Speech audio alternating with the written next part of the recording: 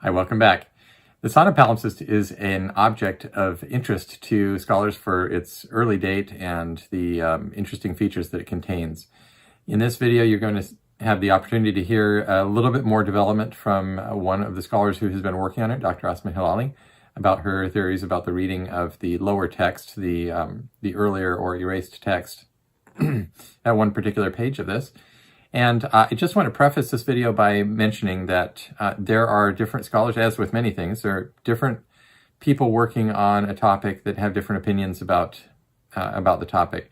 And I want to clarify that my intention here is to have the important people who are talking about the subject related to the topic of this channel, Variant Quran, as guests and to be in conversation with them. So number one, I want to let you know that I've invited on most of the people, actually all the people who have been most prominent in this particular object to come on as well. And maybe some of them will come on in the future because I want to have further discussions about this material.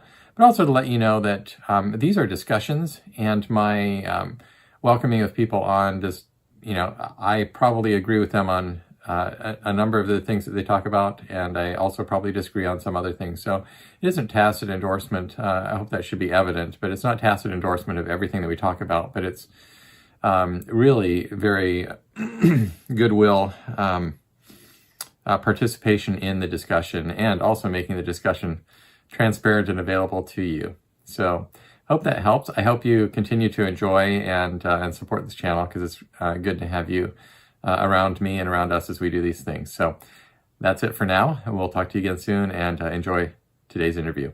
Bye.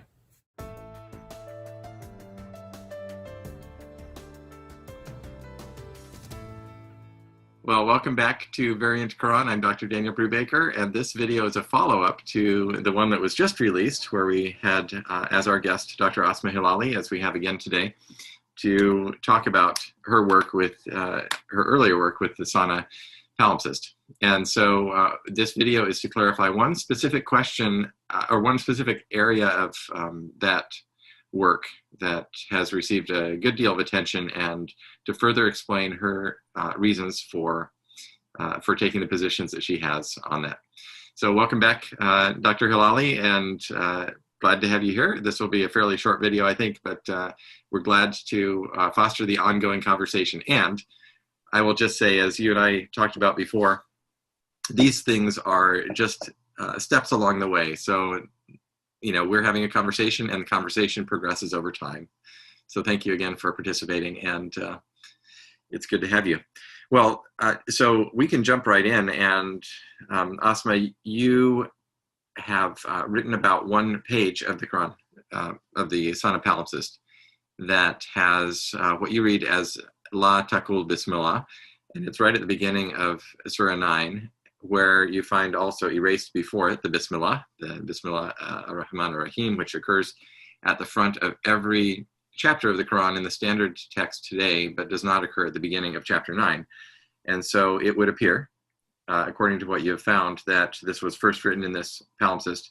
It was later erased, and the words La Taqul Bismillah, don't say Bismillah, was written after it, which would indicate a number of things, including oral transmission, and obviously a mistake where the scribe wrote something at the beginning thinking it needed to be there, and then was instructed by whoever was orally reciting or dictating that this should not be written in this place. Is that a fair summary of the picture that you imagine in this scenario? Yes, and I would just add that it's not, the question is not if it should have been written or not. The question is that the support used by the student or by the scribe at that moment, I don't think there was a context of what should be written or not, but there was, I made the hypothesis that the text was writing during the flow of the transmission that was going on during the circle of teaching, learning the Quran. Mm-hmm. So this is how an oral instruction was written down, and it was not meant to be erased or anything else, because I don't think this folios, this parchment was meant to be to lead to a final copy, or Right. Yes. it process in something in between, or a support of writing down in a very specific milieu of teaching and learning the text. Thank you for that clarification. That's important. So you're thinking that this was a page that was never intended to be included in a Quran manuscript into a bound Quran. It was rather an exercise in writing down what an instructor was teaching. Yes. Okay. So that having been said, now I made brief allusion just by virtue of making our viewers aware of some of the alternate theories that have been discussed around this out there in our earlier video. But we didn't have a chance to have you to come back to you to have you explain how it was you considered all these things and still came to this particular conclusion. So that's the main thing that we're talking about today. And so I hand it back over to you to make that presentation of what it was, that the various features, which you included the quality of the parchment and other things, but make a fuller explanation of why you came to this particular, at least tentative conclusion about the purpose and scenario behind this object. So let me just say at the beginning that I'm not the only one who reconstructed this passage this way. So the other colleagues who reconstructed the folio 5A also noted the presence of this instruction. Yeah. However, they didn't give it.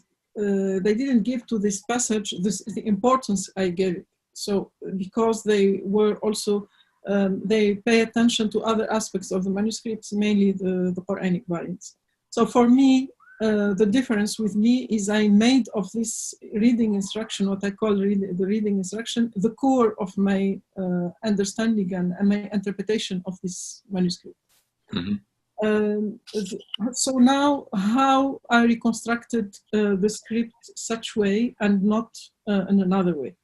We already discussed in the last video about the subjectivity in the exercise of reconstructing an erased script. I would like to add that reconstructing a palimpsested text is not only a scientific challenge; it's also an ethical issue. There is an ethical issue there. And by this, I mean one has to free himself or herself to the expectations we have with such an important text as the Quran. And in general, when we read an erased script, we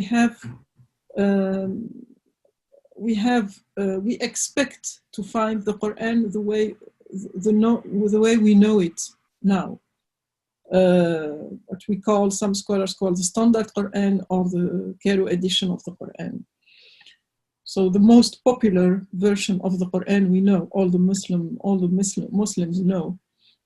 In this aspect, I would like to refer to a very important paper of Julia Gregg McFeely entitled "Finding What You Need and Knowing What You Can Find." And she is referring actually to the relationship scholars in humanities have with damaged material, and she is actually a musicologist, and she is referring to this hesitation, to this ambiguity with the material we have, and also she refers to our expectation when we read an erased script, and sometimes in our projection on the text. And when it comes to the Quran, of course, each one has his own expectations. So when I speak about ethical issues, I'm referring to this necessity to observe a very clear line, a very clear methodology in reconstructing the passage. And in my work, when I reconstructed this passage, and I guess this is what happened also with my colleagues when they read the same thing, I read the passage according, of course, to the vestige of the letters that remain in the palimpsest, And mainly, and this is a technical precision that perhaps is important to know in the way I worked, is to compare the three sets of photos. The post-processed photo, Mm-hmm. which is a problematic photo because it is post-processed by photographer. So there are already choices made by the photographer about what should remain as lower text. And to compare this set of photo with the natural light photos in order to know what was the choice of the photographer, why he did hide this part and another part of the text. The third set of photos is the ultraviolet photo. The ultraviolet photo, we see the two texts, the lower and the upper, superimposed.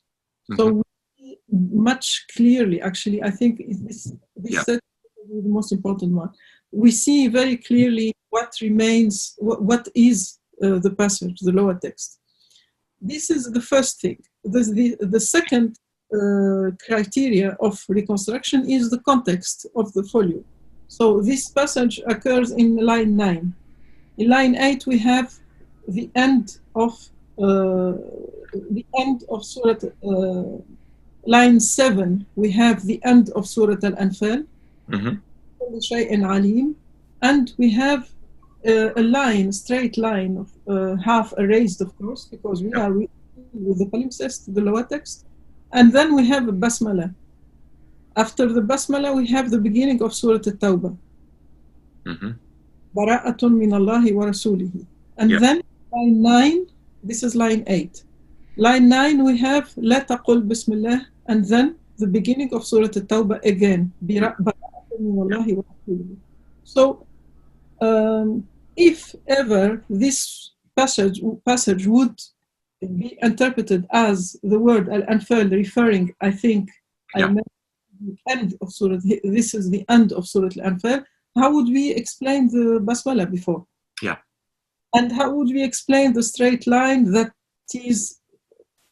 makes very clearly the difference, the end of Surah Al-Anfal and the beginning of Surah At-Tawbah?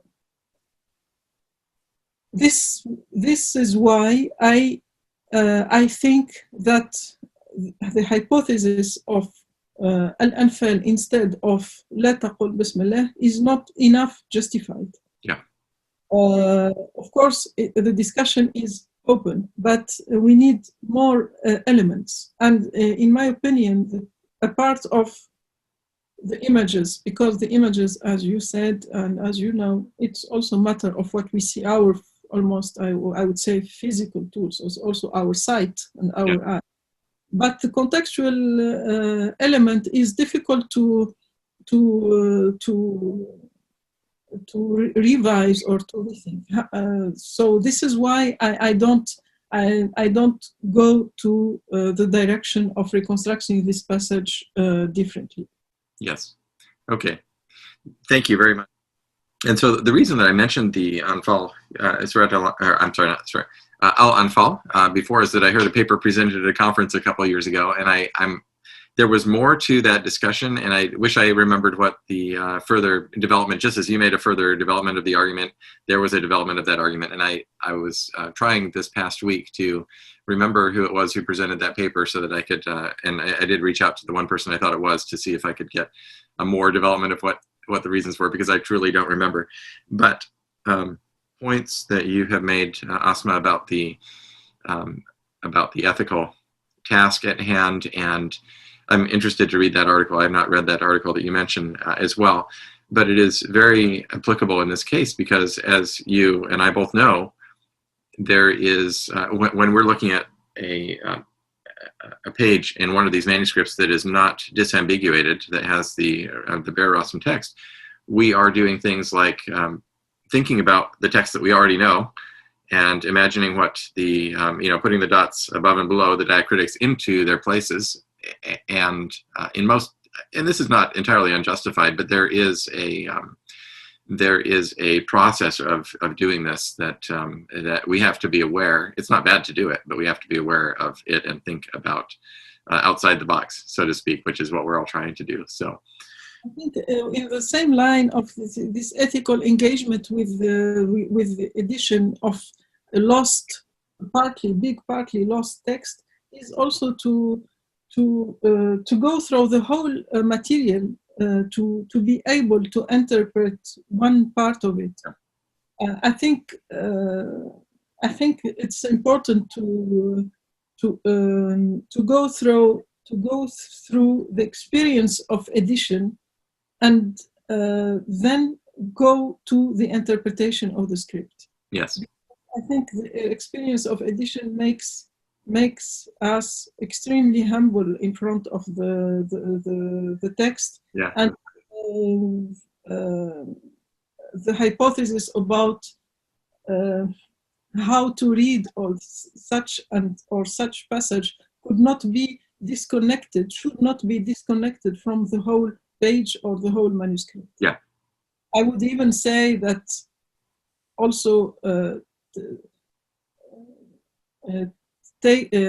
flying to Sanaa, touching the manuscript is also very important. It is, yes. Yeah, no, I very much look forward to the time when I am able to do that, and I'm so glad that you had the opportunity to do that. It's not obviously something that every person in the world can do. Otherwise, these objects would be worn out and before we knew it. But it is important, and even I do remember what I was going to say earlier, and that is that even the ultraviolet I've taken along with me on some of my research trips, a handheld ultraviolet light, and in some cases they've allowed me to use it on some of these manuscripts. And you're right, it can be very helpful, even looking at the manuscript in person. But those photographs do, these things all taken together can help to bring out what's underneath. Well, we wanted to do a short thing, and so I want to be respectful of your time, Asma, again, but are there any further comments on this particular topic? And I'm sure this will not be the last conversation that we have on things, I hope, because it's great to have you here and also with others. Oh, you mentioned, and by the way, the reason I didn't have your book earlier is I took it with me on my travels earlier this summer. We went to Arizona and then to Seattle, and I think I must have left it maybe in a drawer somewhere or someplace on the way. So I need to get another copy of your book. But the other ones that have other people that have written about it, and I'm not sure if I'll put this in the final, but this is Elizabeth Quinn has written the 2 articles in these, and so you refer to these in your yes, in your book, and then of course Behnam Sadeghi and Godarzi have written a couple an important article on this palimpsest as well. So just so people are aware, these are kind of the scholarship that we are in conversation with includes those things as well. So any further comments, Asma, about from your side or closing remarks?